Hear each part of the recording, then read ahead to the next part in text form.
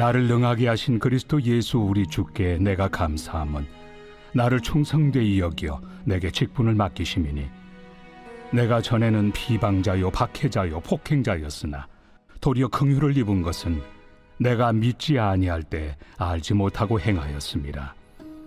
우리 주의 은혜가 그리스도 예수 안에 있는 믿음과 사랑과 함께 넘치도록 풍성하였도다.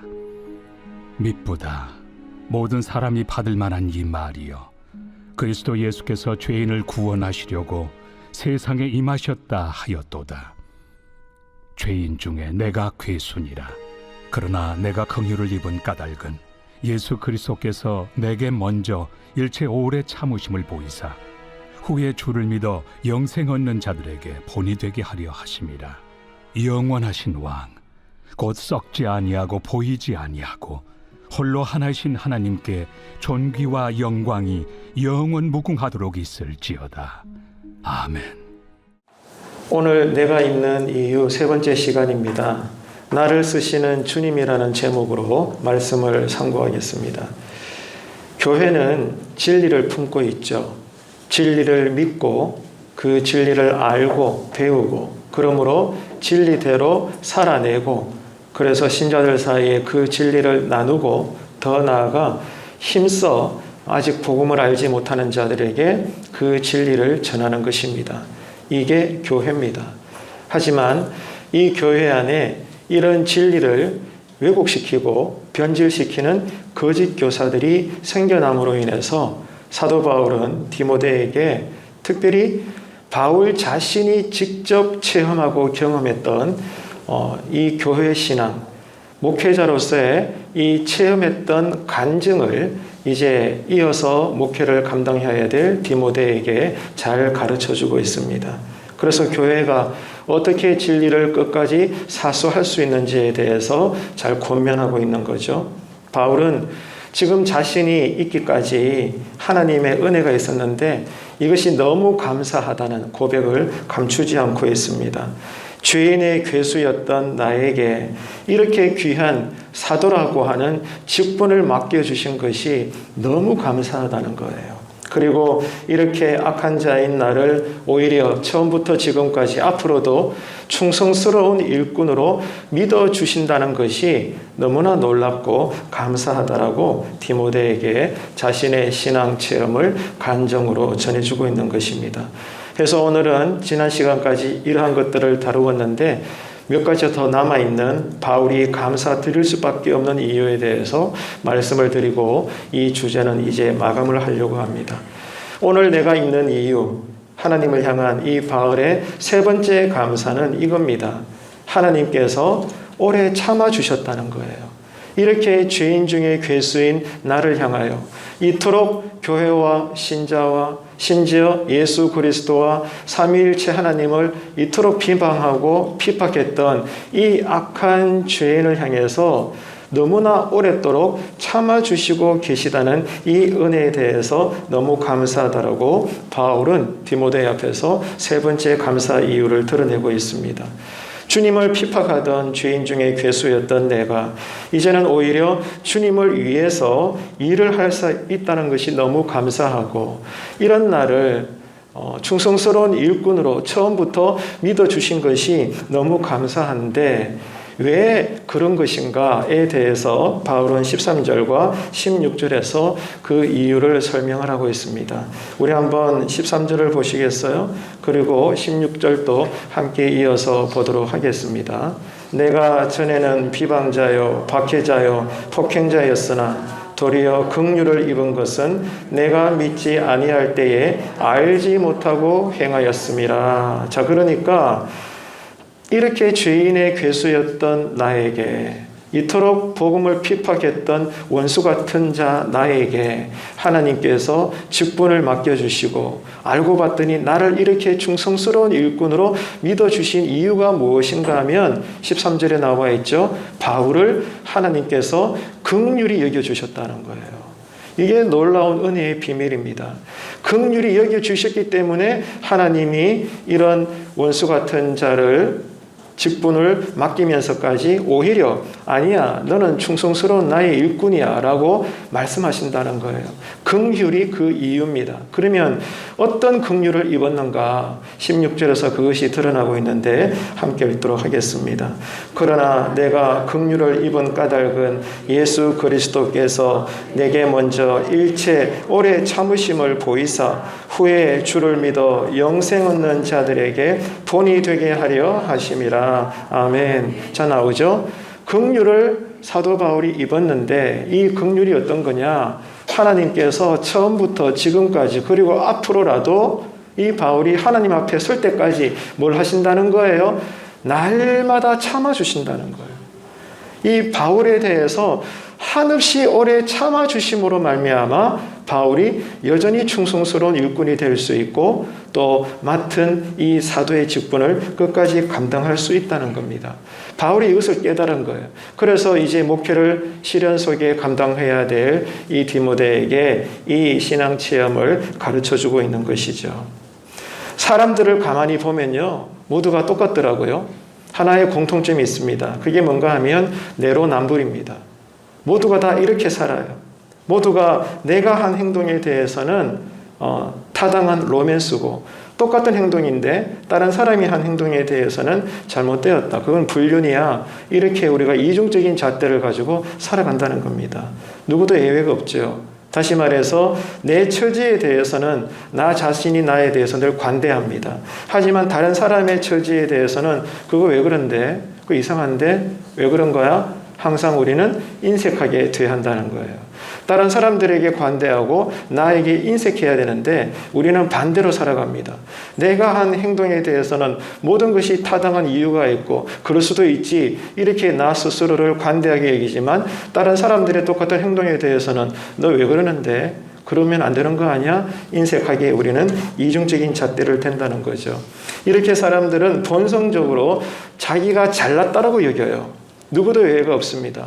다 똑같더라고요. 하지만 오늘 본문을 포함한 성경 어디를 보더라도 성경은 우리에게 그렇지 않다라고 말씀해 주고 있습니다. 여러분, 오늘 우리가 이렇게 신자로서 이 자리에 있다는 것, 그리고 우리가 비록 보잘것없지만 이만한 믿음만 가지고 있고 이런 믿음으로도 살아가는 것 자체가 그 이유가 뭘까요? 오늘 말씀에 의하면 지금도 나를 향해서 오래 참아주시는 하나님의 인내의 결과라는 것입니다. 하나님께서 기다려주시고 참아주시고 여전히 나를 품어주시기 때문에 내가 오늘 또 버젓이 예배드리고 이번 한 주간에도 신자로서 별탈 없이 살게 되는 것이라는 거예요. 내가 교만하고 죄를 지을 때마다 저런 못된 놈이 있나 하면서 우리를 그때마다 바로 치셨다면 우리는요 지금 여기 없습니다. 벌써 우리는 죽었죠. 하지만 날마다 우리는 죄를 지으면서도 여전히 내가 죄를 짓지 않는 자처럼 이렇게 오늘 또 내가 여기 서 있는 이유는 하나밖에 없습니다. 하나님이 날마다 나를 향해서 참아주고 기다려주고 인내해 주시기 때문입니다. 바울은 지금 이것을 디모데에게 선언하고 있는 거예요. 그래서 성경을 보게 되면 아시죠? 그 어디보다도 사랑에 대해서 가장 많은 우리에게 감동을 주고 있는 본문이 어디입니까? 고린도전서 13장이죠. 사랑장이라고 말하지 않습니까? 그래서 고린도전서 13장 이 사랑장에서 제일 먼저 나오는 사랑의 첫 번째 속성이 뭐죠? 사랑은 오래 참는다 이 말입니다. 사랑은요 오래 참아요. 사랑하기 때문에 오래 참습니다. 이 사실을 성경은 우리에게 가르쳐주고 있어요. 그래서 옛날 때부터 여러분 이 찬양 많이 불러봤잖아요. 사랑은 언제나 오래 참고 같이 불러볼까요? 사랑은 언제나 온유하며 사랑은 시기하지 않으며 자랑도 교만도 아니하며 자, 그 다음에 봅시다. 사랑은 무례히 행치 않고 자기의 유익을 굳지 않고 사랑은 성내지 않고 진리 때문에 기뻐하고 그 다음 보세요. 사랑은 어떻게 합니까? 모든 것을 감싸주고 바라고 믿고 그 다음 뭐예요? 따라합시다. 참아내며 예. 그래서 이 사랑이 영원하다는 거예요. 믿음, 소망, 사랑, 참 귀한 신앙의 단어지만 끝까지 살아남는 것은 사랑이라는 거예요. 오늘 디모데 앞에서 사도 바울은 이 진리를 가르쳐주고 있는 겁니다. 계속 여러분 동일하게 강조합니다. 지금 오늘 내가 여기 서 있는 이유는 하나밖에 없어요. 내가 잘했어. 내가 선하기 때문에, 칭찬받을 만하기 때문에 여기 여러분 예배 드리고 있는 거 아니에요. 내가 오늘 있는 이유는 하나밖에 없습니다. 하나님의 참아주심, 여전히 나를 불쌍히 여겨주심, 이 하나님 은혜 때문에 오늘 또 우리는 두 손을 올려 때로는 눈물도 흘려가며 예수 이름으로 성령의 예배를 드리고 있는 줄로 믿으시기를 바랍니다. 어떤 사람이 새벽기도 일주일 나온 다음에 하나님께 따졌대요. 왜 하나님은 나에게 복을 주시지 않습니까? 그렇게 마음을 쏟아낸 거예요. 그랬더니 하나님께서 그 사람 마음에서 음성을 들려주시는 거예요. 그렇구나. 좋다. 그러면 당장에 내가 너에게 복을 줄까? 예, 그러셔야 합니다. 그렇구나. 그러면 얘야, 네가 잘못한 것에 대해서도 내가 당장 벌을 내려도 되겠네. 이렇게 하나님께서 응답을 하셨어요. 그랬더니 이 사람이 바보가 아니니까 생각을 조금 해보니까 안 되겠거든요. 복도 받을 수 있지만 자신이 늘 잘못하며 죄를 짓는 것은 알고 있으니까 즉석에서 죄를 지을 때마다 하나님께서 벌을 내리시면 내가 어떻게 살 수 있을까? 복을 받아도 못 살 것 같은 거예요. 그래서 생각해 보니까 안 되겠단 말입니다. 그래서 그 사람의 응답은 아닙니다, 하나님. 복은 천천히 주셔도 됩니다. 이렇게 마음으로 기도를 했다는 거예요. 여러분, 내가 실수하고 죄를 지을 때마다 그때마다 하나님께서 권성징악으로 나를 벌하셨다면 서두에도 말씀을 드렸지만 지금 우리는 이 자리에 없습니다. 이 사실을 우리가 이번 한 주간 깊이 기억하시고 내가 왜 이번 한 주간에도 이렇게 어려운 시대지만 그래도 정상적인 일상의 삶을 사는 건가? 하나님이 나를 긍휼히 여겨주시기 때문이구나. 하나님이 지금도 나를 향해서 오래 참아주고 계시기 때문에 내가 이렇게 보란듯이 신자의 이름으로 사는 것이구나. 이 신앙 고백을 앉아나 일어서나 하게 되시기를 축복합니다. 봄에 씨를 뿌렸다고 해서 이튿날 바로 싹이 나고 꽃이 피고 열매를 맺는 것은 절대로 그렇지 않죠. 뭐가 필요해요? 오랜 시간 참고 기다려야 합니다.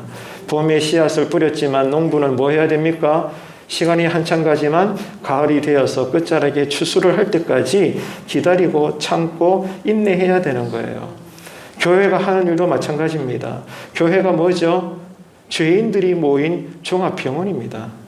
직장은 다르고 직업은 다르고 삶의 모양새는 다 달라도 내가 낸데라고 하는 내로남불의 그런 본성의 마음을 갖고 있어도요 똑같아요. 하나님 보시기에 우리 모두는 죄인입니다. 쉽게 말해서 다 고침받아야 될 중증 환자들이에요. 이런 죄인들이 모인 것이 교회입니다. 그래서 교회 안은요 모두가 부족한 자들이에요. 그런데 이런 부족한 자들에 대해서 어떻게 하라는 거예요? 계속해서 참고 인내하고 서로를 향해 기다려주는 것이 교회가 교회되고 교회로서 일을 할 수 있는 원동력이 된다는 것입니다. 그래서 당장에는 변화가 없는 것 같아도 더딜지라도 때가 차면 우리에게 변화가 일어나게 되고 성숙의 열매는 맺혀지게 될 줄로 믿으시기를 바랍니다. 그래서 여러분 구약의 사울왕을 보세요. 오늘도 예배 전에 우리가 오디오 성경을 듣고 읽었지만 이 사울왕은요 조급한 마음 때문에 결국 하나님으로부터 버림을 받았어요. 구약 성경에 분명히 나오는 대목이에요. 이스라엘의 첫 번째 왕이었던 사울왕이요 그렇게 아름다운 믿음의 출발을 했지만 인생의 끝은 조급한 마음 때문에 하나님으로부터 버림을 당했습니다. 우리가 그렇게 살아야 되겠습니까, 여러분? 곰곰이 한번 생각해 보시길 바랍니다. 믿음의 사람인, 믿음의 조상인 아브라함도 마찬가지예요. 약속의 아들을 주겠다. 그 약속을 받고 기다리다가 20년이 지나가도 하나님이 응답을 주시지 않으니 조급한 마음을 끝내 기다리지 못하고 덜컹 어떻게 했어요? 약속의 아들이 아니라 인간적인 방법으로 낳은 이삭이 아닌 이스마엘을 하나님께 보여드리는 거예요. 그랬더니 하나님께서 너 왜 그러는데? 내가 네한테 뭐라고 그랬니? 왜 이런 아이 가지고 오는데? 그러지 마. 이러는 거예요. 그러면서 그 한순간에 조급한 마음으로 인해서 이삭과 이스마엘의 후손이 지금까지도 종교 정쟁을 하고 있는 것이 지금에 이어지고 있는 세상의 역사이지 않습니까? 여러분, 그렇기 때문에요, 이번 한 주간에도 우리가 할 일은 무엇이 신앙의 승리냐? 말씀과 기도의 자리 앞에서 조급한 마음을 내려놓으시기를 축복합니다. 그럴 때 하나님의 역사가 드러나게 되는 거예요. 이게 성도의 능력인 것이죠. 자, 그런 의미에서 십자가에서 죽으신 예수님은 어떠했습니까? 죽으시고 난 다음에 바로 부활하지 않으셨어요. 3일 동안 무덤 속에서 기다리셨어요. 예수님은 기다리셨습니다. 부활의 때가 찰 때까지. 그리고 난 다음에 3일이 지나서 부활의 아침은 밝게 된 것이죠. 바로 이것입니다.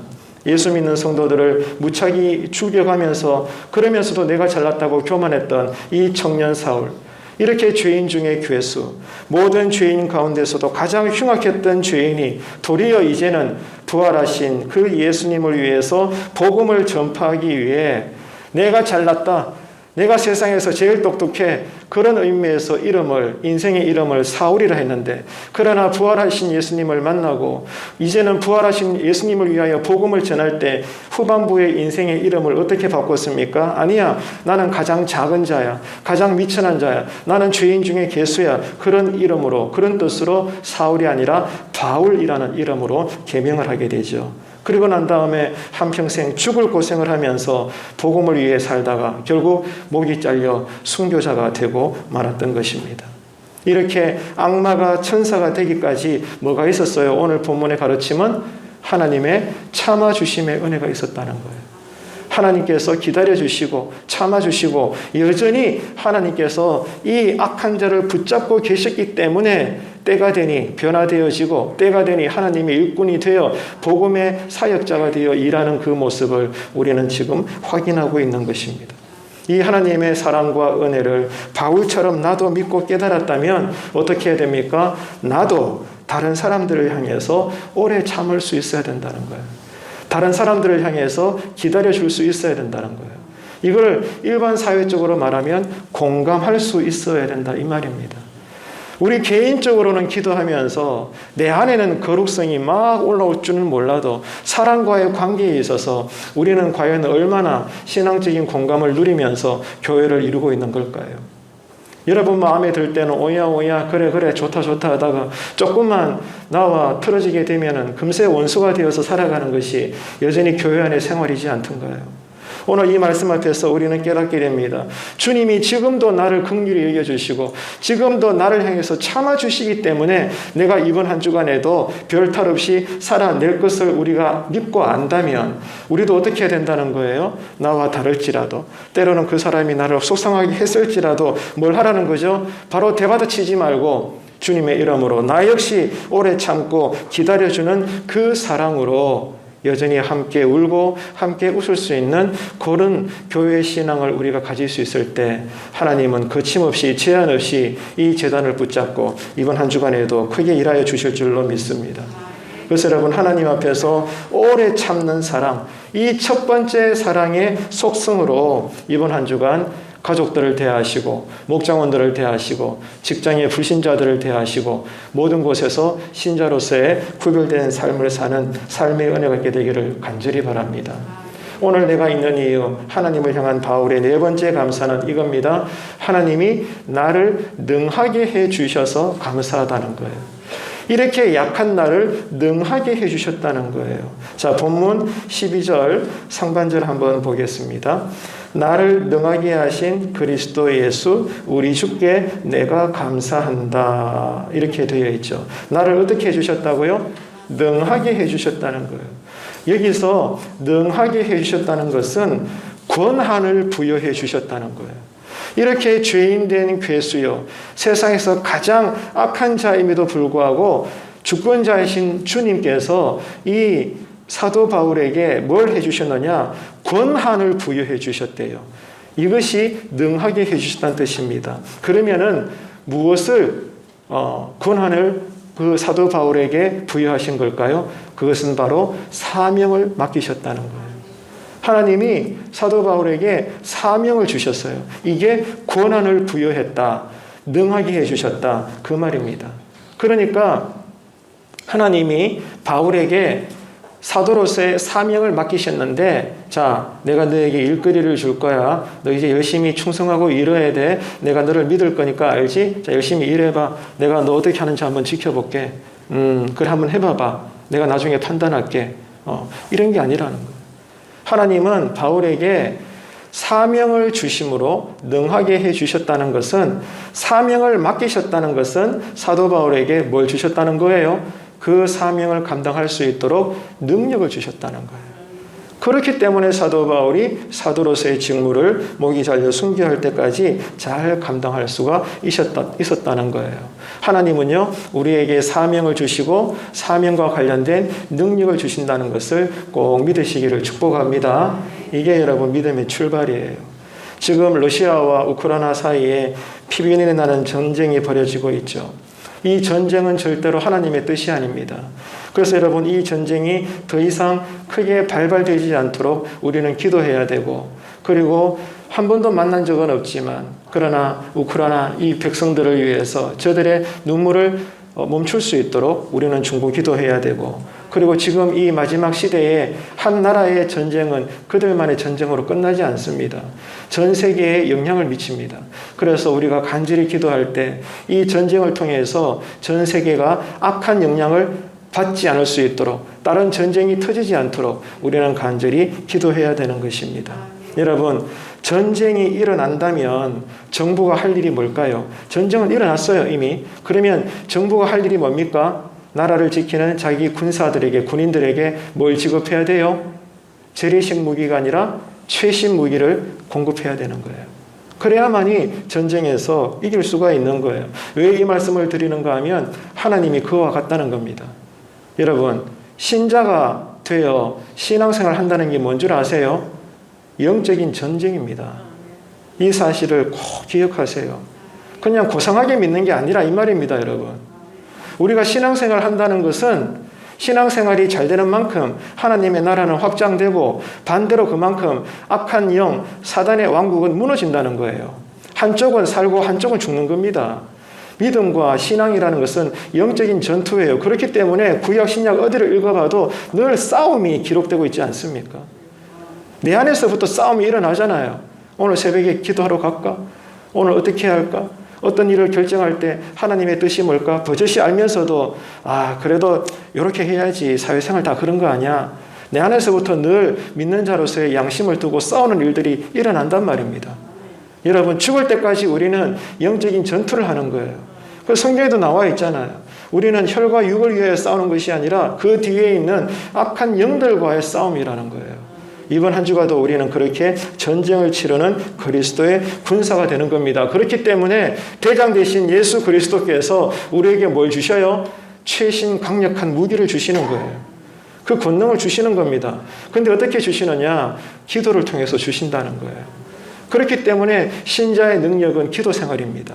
기도할 때 대장 되신 정부로서의 주님은 우리에게 최신 무기를 주시고, 그러므로 말미암아 신자는 이번 한 주간에도 그 영권, 물권, 인권을 가지고 신자답게 구별되게 그렇게 사는 줄로 여러분 강하게 믿으시기를 바랍니다. 그래서 지금 새벽 예배 때도 마가복음 6장을 지나가고 있지만 예수님이 제자들을 파송하잖아요. 복음을 전하라고. 그러면서 하신 일이 뭐예요? 예수님이 가지고 계셨던 더러운 영을 제압하는 권능과, 또 그리고 약하고 병든 자들을 치료할 수 있는 권세까지 제자들에게 주는 거예요. 그리고 난 다음에 가서 복음을 전하고 회개를 외치라, 그리고 기름을 발라 고치라, 그렇게 주님께서 가르쳐 주시는 거예요. 지금도 변하지 않아요, 여러분. 주님이 그저 말로만 그래 내가 너희들의 예배를 받았다, 이번 한 주간에도 내가 너희들을 귀하게 여길 테니 열심히 살아라, 끝, 이게 아닙니다. 주님이 우리에게 권능을 주시는 거예요. 능하게 하시는 겁니다. 그 통로는 예배요, 말씀을 배우는 것이며 말씀으로 기도하는 것입니다. 그리고 순종하는 거예요. 그러면 하나님께서 우리에게 말할 수 없는 능력을 주셔서 믿음의 승리를 이번 한 주간에도 거두게 하여 주시는 줄로 믿습니다. 모세를 여러분 생각해 보세요. 하나님이 모세에게 말씀하셨죠. 모세야, 내가 너에게 명한다. 너 애굽 바로 앞에 가서 서라. 가서 내 백성을 이끌어내어라. 이렇게 말씀하셨죠. 자, 여러분, 이것이 모세의 능력으로 이루어질까요? 아닙니다. 왜 이런 말씀을 하시는 거예요? 하나님께서 그렇게 하시겠다는 거예요. 누구를 통해? 모세를 통해서. 그러면 하나님이 모세를 통해서 하시는데 그냥 가만히 보고만 있나요? 모세에게 뭘 줘야 돼요? 무기를 줘야죠. 능력을 주시는 거예요. 그래서 여러분, 모세에게는 하나님의 지팡이가 있었고 옆에는 모세를 돕는 아론이 있었던 거예요. 그러므로 말미암아 애굽 왕 바로 앞에서도 거침없이 10가지 재앙을 하나님은 모세를 통해서 쏟아부어 주시는 거예요. 그러므로 결국 백성들을 애굽에서 끄집어내시고 40년 광야 생활도 저들의 신발 하나 헤이지 않을 만큼 하나님의 뜻대로 가나안으로 이동하지 않습니까? 바로 성경에 올리는 이와 같은 거예요. 여러분, 그렇기 때문에 하나님께서 하시겠다 그 말씀은 모세에게 그 일을 감당할 수 있도록 능력을 주시는 하나님을 믿으시기를 축원합니다. 이게 믿음이에요, 여러분. 이 믿음이 있으니까 예배드리고 기도하고 헌신하고 충성하는 겁니다. 내가 하는 게 아니니까요. 하나님이 나를 통해 일하실 거니까 그것을 믿기 때문에 우리는 충성하고 헌신하고 때로는 여러분 순교 시대에 순교까지도 하는 거예요. 이게 신자의 신앙 고백입니다. 지금 부모된 우리는 이 신앙 체험을 하면서 자녀들에게 신앙의 본을 보여주고 있는가? 여전히 우리는 고민하면서 기도해야 되는 거예요. 그렇기 때문에 여러분, 하나님이 교회를 통해 우리에게 무언가 부탁하시고 말씀하실 때 우리가 할 일은 하나밖에 없어요. 예, 알겠습니다. 제가 그렇게 하겠습니다. 순종하겠습니다. 아멘 하는 것입니다. 처녀 마리아를 생각해 보세요. 처녀입니다. 남자를 모릅니다. 그런데 성령님이 나타나셔서 천사를 통해 하시는 말씀이 네가 성령으로 아이를 가지게 될 거다. 여러분, 이 마리아는요, 나이가 20살도 안 돼요. 그 당시. 청소년입니다. 청소년. 아직 아기예요. 어린아이입니다. 철없는. 그런 아이에게 천사가 나타나서 한다는 말이 너 아기를 가질 거야. 그것도 하나님의 방법으로 아기를 가질 거야. 이게 말이 됩니까? 천하의 말이 안 되는 거예요. 그런데 더 놀라운 것은 이 어린 아이가 고백한다는 것이 예, 알겠습니다. 말씀대로 이루어질 것입니다. 아멘으로 받았다는 거예요. 순종했다는 거예요. 그랬더니 뭐가 일어났어요? 능력이 나타나죠. 그 능력이 뭐예요? 천사의 고지대로 성령으로 예수 그리스도를 잉태하는 역사가 일어나게 된 것입니다. 이게 바로 여러분 믿음의 순종이에요. 이 말도 안 되는 상황 같지만 그럼에도 순종할 때 하나님의 나라는 일어나게 되는 것입니다. 그러므로 악한 영의 권세는 무너지게 되는 것이죠. 마리아가 했나요? 아니에요. 하나님께서 행하신 일이었다는 겁니다. 그렇기 때문에 우리는 어떤 일이든지 간에 하나님이 교회를 통해서 여러분에게 어떤 일을 맡기신다면 어떻게 해야 됩니까? 겸손한 마음으로 아멘 하시기를 축복합니다. 이게 하나님의 뜻입니다, 여러분. 왜 그래야 되나요? 내가 하는 것이 아니라 나의 믿음과 순종을 통해 하나님이 하시기 때문입니다. 중요한 것은 이런 나에게 능력을 주시기 때문이죠. 이 사실을 여러분 기대하시길 바랍니다. 그래서 여러분, 바울은 복음을 전할 때 많은 사람들이 믿고 돌아왔습니다. 안수할 때 많은 병자가 고침받고 일어났습니다. 가는 곳마다 교회를 세웠습니다. 묻겠습니다. 바울의 능력인가요? 아니에요. 주님의 능력이죠. 이렇게 주님의 능력이 바울을 통해서 이루어지게 된 것입니다. 여러분, 그래서 바울은 이것이 감사하다는 거예요. 내가 이토록 죄인 중에 계순데 내가 뭐라고? 그런데 하나님이 나를 이토록 사랑하신다. 디모데야, 기가 막힌다. 이 신앙 체험을 목회를 감당해야 될 디모데에게 전수하고 있는 겁니다. 혹시 여러분 중에 사회적으로, 집안적으로, 직장으로 지금 하시는 일들이 잘 되고 계십니까? 되새겨보세요. 감사한 일이지만 그게 여러분의 힘으로 된 것일까요? 하나님이 여러분에게 능하게 해주셨기 때문에 지금 감사거리들이 있는 줄로 믿으시기를 바랍니다. 하나님이 나에게 건강을 주셨기 때문에, 믿음의 열정을 주셨기 때문에, 지혜와 은사를 주셨기 때문에, 사랑을 허락하여 주셨기 때문에 내가 감당하는 일들이 선하게 열매를 맺는 줄로 믿고 고백하시고 감사하시는 우리의 신앙이 되시기를 간절히 바랍니다. 그래서 여러분, 성도의 능력은 순종할 때 능력이 나타나는 거예요. 따라합시다. 순종할 때 능력이 주어진다. 아멘이십니까? 언제나 순종이에요. 이 순종보다 먼저 된 것은 회개입니다. 회개를 통하여 순종하게 되고 그 과정 속에 성령님의 능력이 임하게 되고 그럴 때 온갖 치유의 역사가 실제적으로 우리의 신앙을 통하여 드러나게 되는 거예요. 이 복음의 원리를 우리가 알고 이번 한 주간 우리가 그렇게 살아야 되는 거죠. 오늘 내가 있는 이유, 하나님을 향한 사도 바울의 5번째 감사는요, 신앙의 본이 되게 해주셨다는 거예요. 내가 은혜 체험한 것이 나로 끝나는 것이 아니라 이것이 다른 사람들에게 모델이 되어 하나님께서 나를 쓰시는구나. 이것이 너무 감사하다는 거예요. 하나님이 나를 이렇게 쓰시는 것은 나만을 위한 것이 아니라는 겁니다. 자, 이어서 본문 16절 우리 함께 읽도록 하겠습니다. 16절입니다. 그러나 내가 긍휼을 입은 까닭은 예수 그리스도께서 내게 먼저 일체 오래 참으심을 보이사 후에 주를 믿어 영생 얻는 자들에게 본이 되게 하려 하심이라. 아멘. 자, 그러니까 여러분, 바울의 요지가 뭐예요? 이렇게 죄인 중에도 악한 자인 내가 이렇게 위대한 사도로 쓰임을 받을 수 있는 것은 내 이후에 내 주변의 모든 사람들에게 이것이 하나의 귀감이 되고 모델이 되고 본이 되어서 너희들도 나 못지않게 하나님의 놀라운 일들을 이룰 수 있어. 나를 봐. 하나님이 이렇게 나를 쓰시면 너희들은 더 크게 쓰임 받을 수 있는 거야. 이것을 지금 사도 바울이 디모데에게 이야기하고 있는 것입니다. 바울 같은 사람도 하나님이 이토록 크게 쓰신다면 너는 나보다 낫잖아. 하나님께서 너를 더 귀하게 쓰실 거야. 하나님을 기대해. 하나님 앞에 엎드려. 하나님을 붙잡아. 그러면 돼. 그게 다야. 라고 지금 먼저 은혜를 체험한 자가 따라와야 될 후배에게 그 말씀을 전하고 있는 것입니다. 오늘 내가 있는 이유, 하나님을 향한 바울의 그 다음 6번째 감사는 앞으로 해야 할 일이 있는데 앞으로 내가 감당해야 될 남은 사명이 있는 것조차도 감사하다는 거예요. 이것이 바울의 신앙 고백입니다. 자, 그러면 여러분, 바울이 앞으로 감당해야 될 일이 뭘까요? 하나님께 존귀와 영광을 올려드리는 것입니다. 그런데 이 하나님께, 깜짝이야. 하나님께 이 영광을 올려드린다는 부분에 있어서 많은 사람들은 이런 과정을 원하죠. 공부 열심히 해서 전교 1등하고, 누구보다 대기업에 취직을 하고, 빨리 승진을 하고, 좋은 결혼을 하고, 큰 집에 살고 누가 보더라도 부러워할 만큼 산 정상에 서서 그 인생의 결과를 하나님께 영광으로 올려드리고 싶다. 소위 신앙의 고지론자, 신앙의 고지론, 이런 것들을 우리는 하나님의 영광의 전부라고 여기는 폐해들이 있습니다. 그렇지 않아요. 이것은 분명히 하나님의 영광은 맞습니다만 한 작은 부분에 불과해요. 그런데 지금 이 사도 바울이 6번째로 감사하고 있는 조목이 무엇인가 하면 앞으로 내가 감당해야 될 남아있는 사명이 있는 것도 너무 감사한데 감당해야 될 남은 사명이 뭐냐? 하나님께 존귀와 영광을 올려드리는 건데 그 존귀와 영광이 어떻게 이루어지느냐? 내가 앞으로 여전히 고난을 받을 거다.